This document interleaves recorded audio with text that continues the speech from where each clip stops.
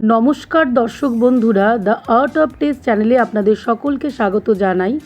আজ নিয়ে এসেছি একদম সহজ ঝামেলাবিহীন কিন্তু দারুণ স্বাদের এক বাঙালি রেসিপি, কাজলি মাছের ঝোল, যেটা গরম ভাতের সঙ্গে খেতে অসাধারণ লাগে। প্রথমেই কাজলি মাছটা ভালো করে ধুয়ে নিয়েছি। আমি এখানে 250 গ্রাম মাছ নিয়েছি।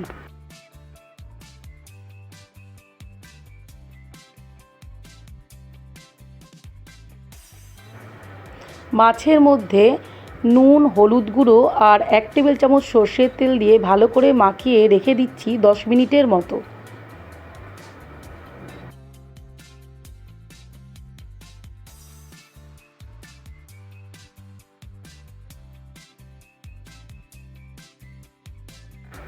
এখানে আমি নিয়ে নিয়েছি দুটো মাঝারি সাইজের আলু, সেটাকে আমি ভালো করে কেটে ধুয়ে রেখেছি।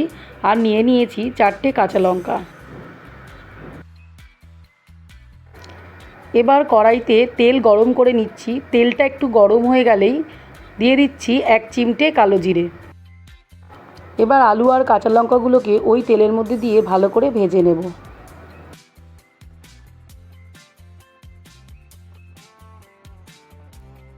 নুন হলুদ দিয়ে আলুগুলোকে ভালো করে ভেজে নিতে হবে।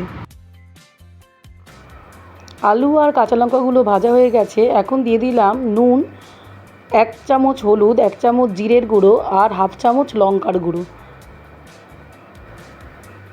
অল্প জল দিয়ে এবার মশলাগুলোকে খুব ভালো করে কষিয়ে নিতে হবে যতক্ষণ না মশলা থেকে তেল ছেড়ে আসে।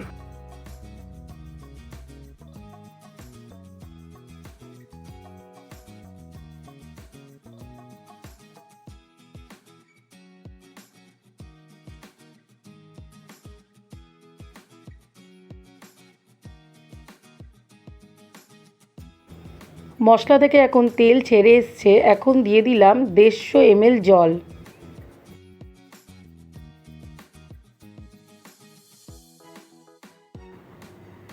ঝোলটা ফুটে উঠলে দিয়ে দিতে হবে নুন, হলুদ আর সর্ষের তেল মাখানো কাজলি মাছগুলো।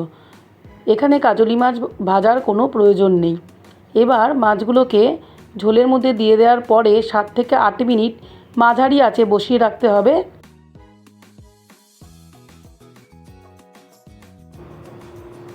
7-8 মিনিট পরে ঢাকনা তুলে নিলাম। আমার কাজলি মাছের পাতলা ঝোল একদম তৈরি হয়ে গেছে।